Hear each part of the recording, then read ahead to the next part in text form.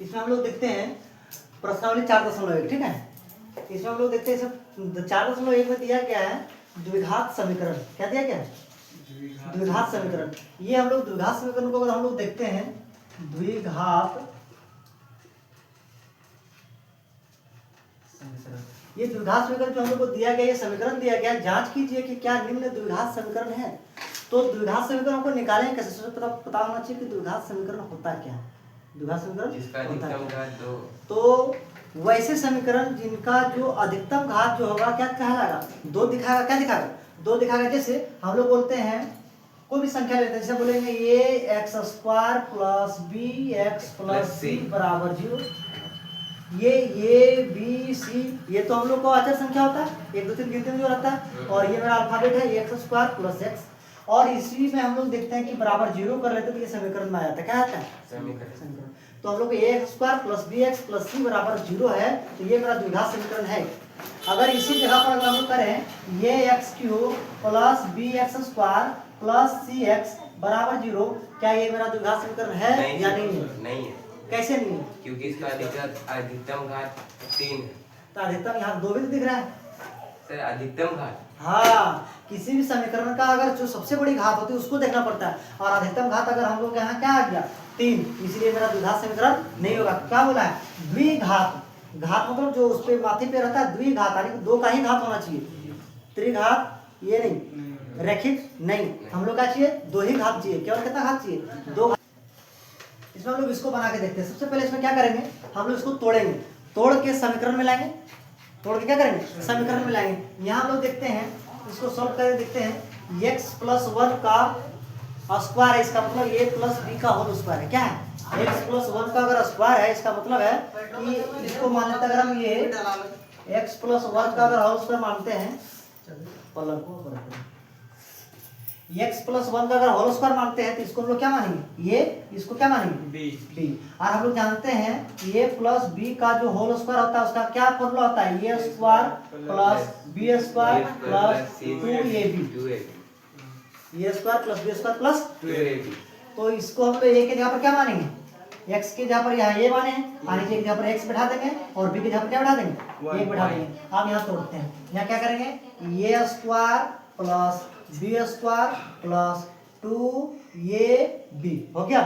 Yes हो गया बराबर। इधर हम लोग देखते हैं 2x माइनस 3 है, इसको अगर गुना करते हैं, 2 को 1 से गुना करें क्या आएगा? 2x। और फिर 2 को 3 से गुना करें क्या आएगा? -6, क्योंकि प्लस माइनस क्या होगा? माइनस आएगा। और इसको गुना करें तो कितना आएगा? -6 आएगा। यहाँ तक कोई दिक्कत नहीं है। इसको भी मिटाते कहीं ले देते हैं, द्विघात समीकरण यहाँ लिखते हैं, यहाँ हम लोग लिखते हैं तो आगे याद रहेगा। द्विघात समीकरण का जो सूत्र होता है क्या होता है? ये हम लोग को द्विघात समीकरण जो होता है,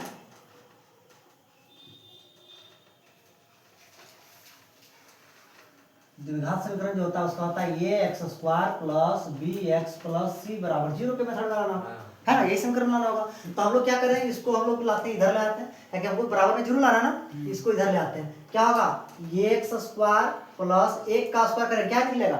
1 प्लस 2 को 1 से गुना करें कितना निकलेगा? 2, और x से गुना करें क्या निकलेगा? 2x बराबर। ये इसको पूरा इधर ले आते हैं, ये इधर प्लस में है 2x, इधर कहाँ आएगा? माइनस में 2x, ये माइनस में 6 इधर कहाँ आएगा? प्लस में 6 बराबर क्या होगा? 0। इधर तुम लोग इधर तो दिखेगा, दिख रहा है? तो यहाँ क्या आ गया? यहाँ आ गया। हम लोग देखते हैं, ये देखो 2x प्लस में, ये 2x क्या है? माइनस में, कट गया। हम लोग देखते हैं यहाँ 6 प्लस में है, यहाँ 1, तो 6 1 कितना आ जाएगा? 7। यहाँ होगा x² प्लस 7 बराबर क्या होगा? 0। और कुछ बचा? कुछ भी नहीं बचा ना, यही होगा ना, x² प्लस 7। क्या ये द्विघात समीकरण में है? द्विघात समीकरण में है। तब बोलना है कि सर देखिए यहाँ x² बताया, फिर bx बताया, फिर c बताया, तो यहाँ हम लोग जो हम लोग x² के साथ है उसको ये मान लिए, जो x के साथ रहेगा उसको b मानेंगे, और जो केवल अचर संख्या रहेगा उसको हम लोग क्या मानेंगे? जैसे यहाँ 7, तो हम लोग को c बराबर क्या लिख लेंगे? 7। ये x² यहाँ कुछ नहीं, क्या रहेगा? 1, लेकिन यहाँ bx नहीं दिख रहा है, कैसे होगा? तो bx नहीं दिख रहा है, मान के चलते b के बराबर क्या होगा? 0, और गुने x करेंगे तब 0 हो जाएगा, इसीलिए हम लोग को नहीं दिख रहा है। लेकिन यहाँ अधिकतम घात क्या दिख रहा है? 2 दिख रहा है। इसका मतलब ये मेरा द्विघात समीकरण है। तो हम बोलेंगे द्विघात समीकरण है। द्विघात समीकरण। हम लोग दूसरा प्रश्न की ओर। दूसरा प्रश्न हम लोग को दिया गया है कि x square minus 2x equal to -2 और यहाँ हॉल में दिया है हम लोग को 3 माइनस एक्स दिया है। हम लोग को सीधा पहला क्वेश्चन जो बना है सेम क्वेश्चन ये भी बनेगा, लेकिन बसंते हम लोग करना क्या है कि इसमें थोड़ा सा हम लोग डाटा की हल्का चेंज कर दिया। डाटा चेंज नहीं करा क्वेश्चन चेंज कैसे होगा? लेकिन बात है क्या जानता है, सबसे पहले हम लोग क्या करना है कि किसी भी संख्या को हम लोग को गुना करके हम लोग को एक तरफ लाना है। किधर लाना है? एक तरफ। अगर एक तरफ लाने के बाद अगर स्क्वायर में 2 आ जाता है, घात में अगर 2 आ जाता है तो इसको समझ लेंगे हम लोग द्विघात समीकरण है। और कुछ भी इस चैप्टर में नहीं है। इसमें हम लोग देखते हैं, इसमें हम लोग को दिया गया है, सॉल्व करते हैं। आकाश थोड़ा इधर घास तो ज्यादा अच्छा लगेगा, दब जाता है इधर। दोनों जन आ जाए इधर। देखो यहाँ देखते हैं हम लोग एक्स स्क्वायर माइनस 2x बराबर है -2 और हम लोग यहाँ 3 माइनस एक्स है ना। हम लोग यहाँ देखते हैं इसमें क्या करेंगे, एक्स स्क्वायर का एक्स स्क्वायर रखेंगे, -2x का 2x रखेंगे। इसमें हमको गुणा जोड़ने का कुछ काम है, हम लोग इसमें जो करना है इसमें करना है ना। आप देखते हैं -2 को जब 3 से मल्टीप्लाई करेंगे तो यहाँ प्लस में यहाँ माइनस में क्या लगेगा? माइनस लगेगा। आप 2 को 3 से मल्टीप्लाई करें 2 3 6 होगा। आप यहाँ माइनस है, यहाँ माइनस है, क्या लगेगा? प्लस। 2 को 1 से गुना करें क्या निकलेगा? 2x। आप सबको उठा किधर कर देंगे? इधर बराबर कर देंगे। LHS left hand side. हम लोग क्या करेंगे, एक्स स्क्वायर माइनस 2x इसको इधर ले आएंगे तो माइनस में इधर कहाँ आएगा? प्लस में। और ये माइनस प्लस में इधर कहाँ जाएगा? माइनस में 2x। यहाँ तक कोई दिक्कत? बराबर में क्या आ जाएगा? 0। जब सब इधर आ जाएगा तो वहाँ क्या बचेगा? 0। आप कुछ घटेगा कटेगा देखना। आप देखिए हम लोग आया है एक्स स्क्वायर माइनस, यहाँ भी माइनस है, यहाँ भी माइनस, तो माइनस माइनस आपस में क्या होता है? जुड़ जाता है। तो माइनस और माइनस क्या होगा? जुड़ेगा, लेकिन साइन किसका रहेगा? माइनस का। तो 2 और 2 कितना हो जाएगा? 4x। 2 और 2 4x।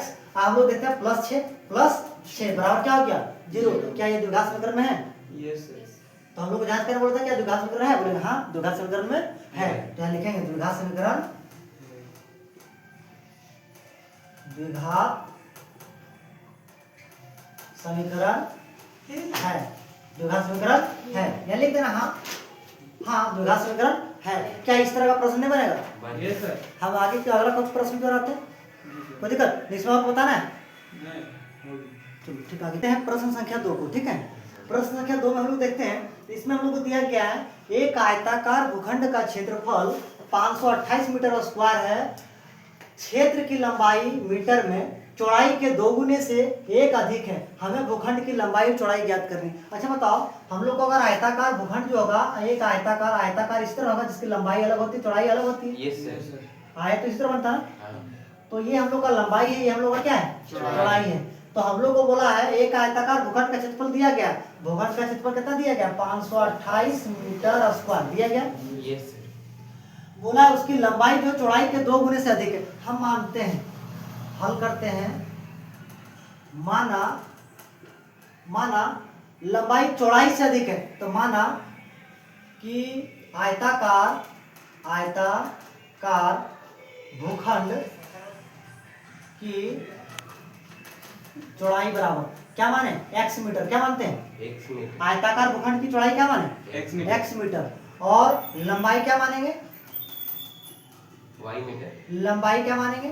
तो लंबाई y मीटर कैसे मानेंगे? अगर हम लोग इसको माने, चौड़ाई को माने x, तब बोला क्या है? बोला है कि यदि एक हम लोग क्षेत्र की जो लंबाई जो है चौड़ाई के 2 गुने से, चौड़ाई कितना है? x। तो चौड़ाई के 2 गुने से 2x 1 अधिक है। तो चौड़ाई के 2 गुने से 1 अधिक है। तो ये हो गया चौड़ाई, ये हो गया लंबाई। तो लंबाई क्या मानेंगे? 2x + 1 मानेंगे। तो ये हो गया चौड़ाई, ये हो गया लंबाई। तो ये मीटर में आएगा ना? किसमें आएगा? मीटर। सब तो मीटर में दिया हुआ है, मीटर मान लिए। लेकिन हम लोग को इतना पता है कि हमको भूखंड का क्षेत्रफल दिया गया ना, तो हम लोग बोलेंगे अगर चौड़ाई हम लोग निकाल लिए x मीटर और लंबाई कितना लिए? 2x + 1 metre. ताकि इसको x माने तो इसका 2 गुना + 1 करती है। यहाँ तक कोई दिक्कत नहीं। हम लोग क्या करें, हम लोग इसमें निकालना है आयताकार भूखंड का क्षेत्रफल। आयताकार भूखंड का क्षेत्रफल बराबर क्या होता है? लंबाई गुने चौड़ाई। लेकिन आयताकार भूखंड का क्षेत्रफल दिया क्या गया? आयताकार भूखंड का क्षेत्रफल क्या दिया गया? आयताकार भूखंड का क्षेत्रफल कितना दिया है? 528 मीटर स्क्वायर दिया। लेकिन हम लोग जानते हैं आयताकार भूखंड का क्षेत्रफल बराबर होता क्या है? हम लोग जानते हैं होता क्या है? लंबाई गुने चौड़ाई। लेकिन यहाँ लंबाई गुने चौड़ाई बराबर कितना दिया है? 528 मीटर स्क्वायर दिया है। Yes sir. अब हम लोग देखते हैं, हम लोग अगर लंबाई कितना दिया, लंबाई कितना दिया, यहाँ दिया हम लोग लंबाई 2x + 1 और चौड़ाई कितना दिया, चौड़ाई दिया हम लोग का x दिया ना, बराबर कितना हो गया 528 मीटर स्क्वायर। अब क्या करेंगे, x को 2 से गुना करेंगे तो क्या होगा 2x² प्लस x को 1 से गुना करें क्या निकलेगा x बराबर कितना हो गया 528 मीटर स्क्वायर।